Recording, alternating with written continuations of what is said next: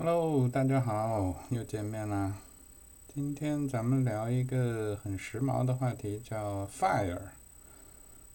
英文就叫 Financial Independent Retire Early，就是很多年轻朋友们向往的提前退休。好，咱们废话不多说，嗯，总结了一下哈，就是说上次的那视频里谈到这个问题，就是说30岁前存下一笔，比方说10万美金的这个投资额到这个，比方说 SP500这样的指数型的指数型的 ETF 或者是投资产品吧。那这里呢，今天回到一个更严苛的啊，比方说我这个主人公是农村孩子，家里帮不了忙，30岁前收入也很有限，只是一个勉强够吃饭吧，存不下什么钱。那今天的这个主题呢，就是说普通人拿工资怎么样能够争取到这个 FIRE。好，这里他就讲到了他的一个重点啊，就是今天这个重点的一个观点，就是说储蓄率要比收入更重要。好，那大家往往会觉得，哎呀，提前退休啊，可能要不是科技公司的主管、富二代，或者是投资运气太好了，比方说投了比特币暴涨100倍，对吧？那大家都是这样的。那事实上，提前退休并没有大家想象的那么苛刻，那么难达成。以我们上次视频讲到的这个30岁存十万美金不是存十万美金啊，就是十万美金放入这个指数投资，那到退休的时候，以65岁退休，那会拥有一笔巨额的财富，200多万吧，我记得是289万还是282万。那这里呢，就是说我们不以单次投资，以一个定投的方式养成一个习惯。好，那这里我们有一个马库斯和这个德里克两个人，同一个家乡，同一个学校，同一个公寓，起始年薪都是5.2万美金一年那初始存款都是零，他们完全相同，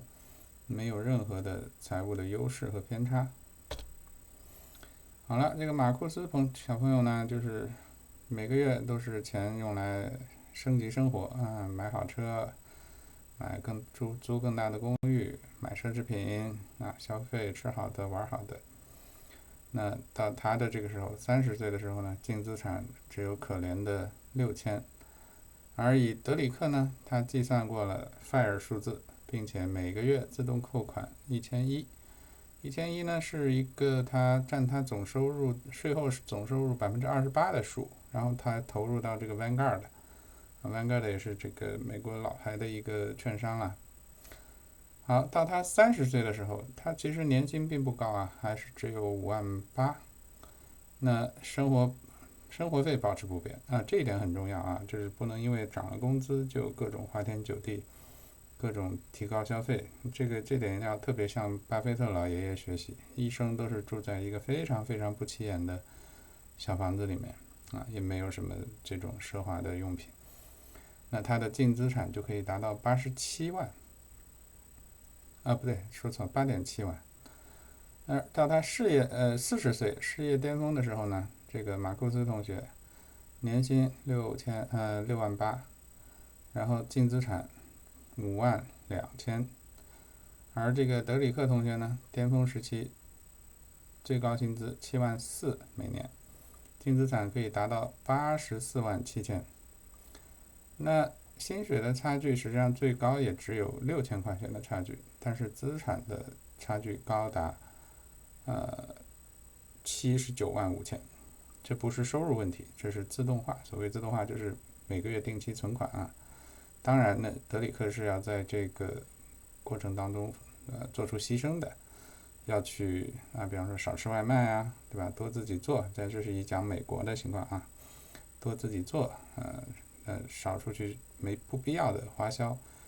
甚至于某些时候要放弃一些自己很心动的消费。那这个当中才能换来大概62.9万的复利增长。这个当中是我们看是多少年？14年。那所以规则其实非常简单，它就是说你预估你这个退休以后的年的总支出乘以25，那这个基本上就是你的财务独立的目标了啊。这个是怎么来的呢？我们稍后稍微解释一下，它是以你每年支出你净资产的4%这个范围作为你的当年的，所以就是你的这个总支出就很简单，就是乘以25就好了。每年支出净资产的4%，那可以保证你不光是说能活下去，甚至于在你死后你的资产都还没有花完只有这样计算过，你才知道你实际的财务独立退休的这个目标是什么。那所以他这里给出的方案是储蓄。如果你按照刚才的这个场景，每年储蓄率只占10%的话呢，你需要到70岁退休，你才能够达到你的这个 FIRE 目标。如果你把储蓄率提高到20，也就是10200，需要32年退休，也就是正常的吧，大概56岁退休。它这里都是以基准年薪$65,000的这个基准来算的，税后实际上也只有51000。第三，储蓄率如果达到30%，那它实际上25年就可以退休了。储蓄率到40的话呢，那44岁就可以退休了。当然，这个公式并没有要求你一定要在这个时间退休，你当然可以储蓄更多的资本，让你的生活更加的宽松一些吧。所以你只需要改变你的储蓄率那我当然也建议大家，如果你不是有什么这个上市公司的机遇就或者说整个市场的这个经济状况低迷，那实际上大家都是拿一份工资能够坚韧的活下去，就是一个最好的一个结果了。那这种方式就是以每个月定投，就工资到了账上，第一时间就把它存到这个投资账户，以后就不要再念想它了。你看，如果这个获得加薪了4000，单纯的100%投入这个生活升级的话呢，换车、吃大餐、未来财富呢就是0。如果把50%自动定向到自动的这个投资账户，那15年后以最低的7%年化报酬，那增加了大概5万元。所以这个当金钱出现却没有被赋予指令时，它必然就会被消耗掉。所以在你习惯这笔钱之前，拦截它，把它放入到你的投资账户去，让它去增长。那这里又做了一个比较，如果我们在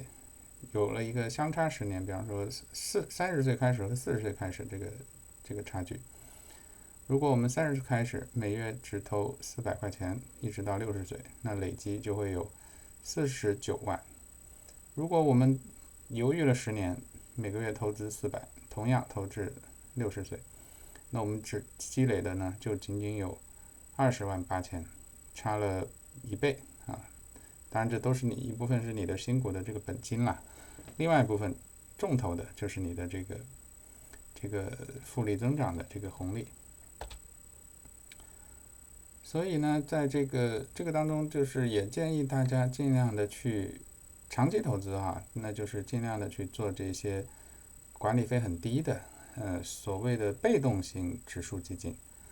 那什么叫主动呢？主动就是这些基金经理们华尔街这些大的投资公司他们的基金经理每年会 active 的去 manage 的这些基金。那当然这些基金有一定它的好处我等会儿会详细的介绍一下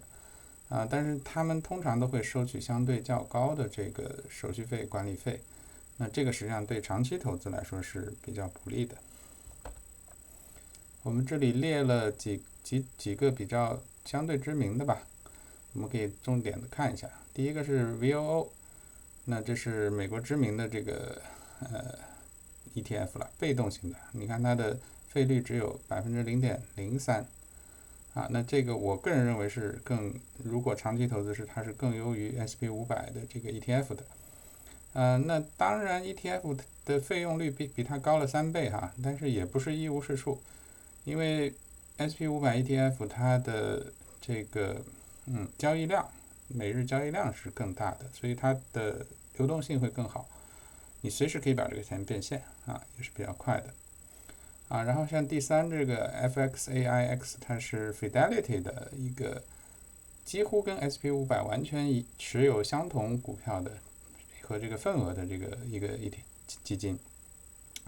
那它也是同样，它的这个也是相对被动的吧，那它的这个手续费也是很低的就非常适合于用作你的401或者你的 IRA 的这个定投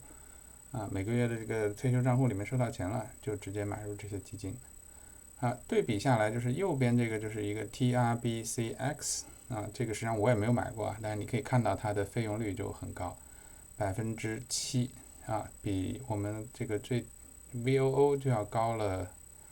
多少倍20多倍了。那当然它是有基金经理在管理的，它的平均的这个年化的这个收益呢，通常来说是会比 VOO 和 SP500 要高一点但是它的管理费太高，所以长期持有来看，实际上大部分情况是不太合适的。这个当然也很难说，有可能他基金经理真的做得好但是大家还别忘了巴菲特的那个故事，就是跟这个基金经理们赌，有多少基金经理能跑赢这个大盘指数，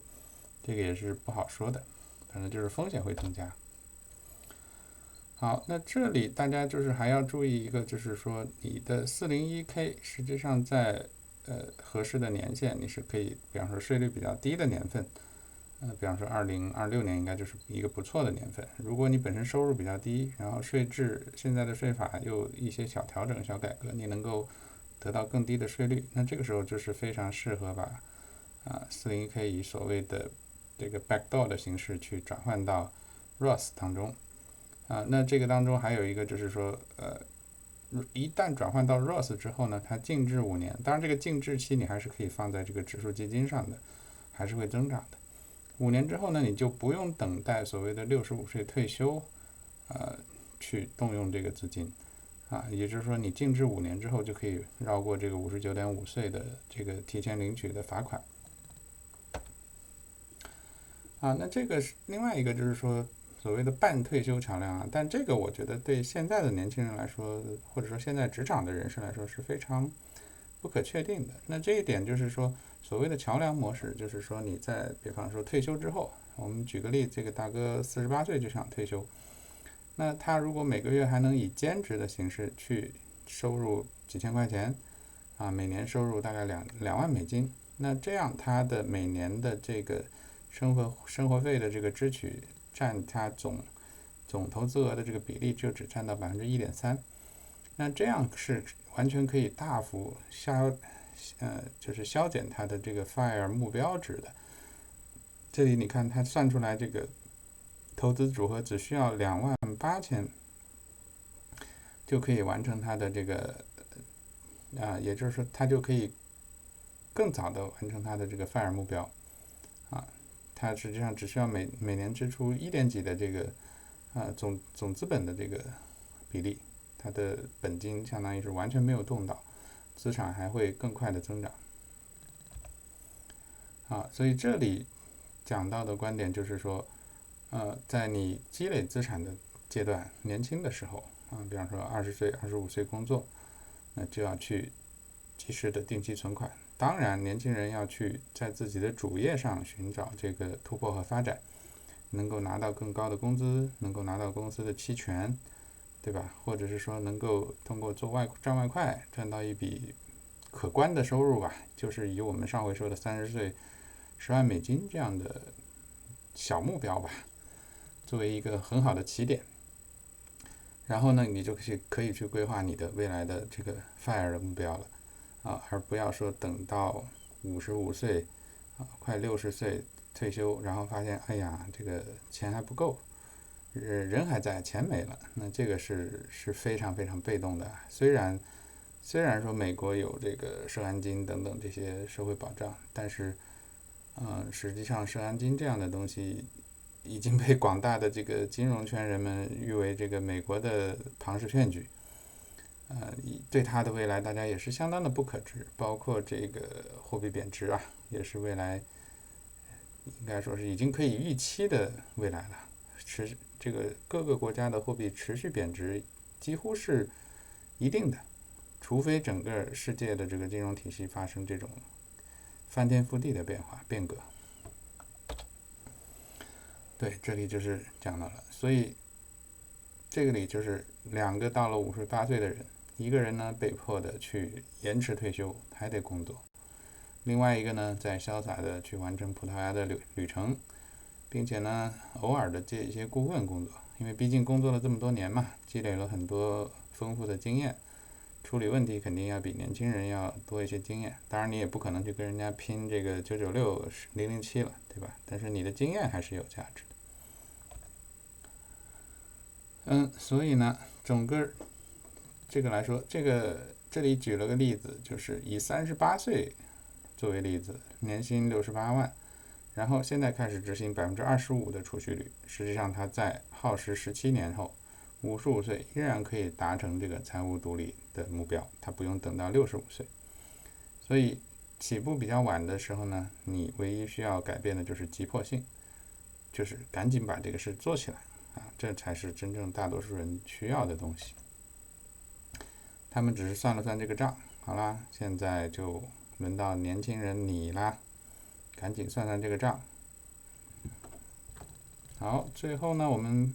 爆料一下我们的这个公开账户。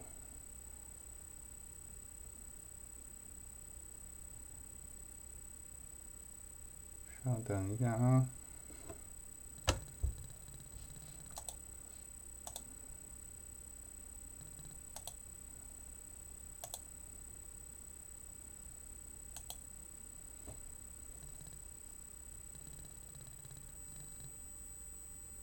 看得见了不？好，这2天跌得很厉害啊，所以我的很多账户都在亏钱。也不知道还能不能达成这个3个月翻倍的目标啊。不过上周也关注了好多近期2026年以来的美股前10名吧。确实很猛啊，前5名至少吧，前5名都是超过翻番的，就涨了2倍以上的。那前10名也是基本上70%、80%啊，就是这一个季度啊，2026年年初到现在，这到4月份吧，就短短的这几个月时间就已经涨幅超过70%、80%，最猛的一只超过了300%啊。当然这个是怎么说呢？我一直认为就是可遇不可求吧。可能我们可以用一些算法也好，经验也好，去寻找，就是像彼得林奇说的，这个美股中最有价值的这些股票，就是这些所谓的10倍股。但是再是投资大师，我想他也不敢说下个月哪10只股票我就一定能选中一只是10倍股。这个我相信这个世界上也没有人做得到。整个股市的设计机制就是让它有超级的不可预测性，这本来就是股市设立的目标。所以不管怎么样，我们不一定非得要追求到那个10倍股，但是长期投资，特别是指数型的投资，我认为是每一个人，甚至于你都不想参与太多的这个经济活动，不想太多的关心国际政治，没有问题啊，对吧？买几个指数，我认为也是一个长期投资或者说最佳的退休计划的一个方案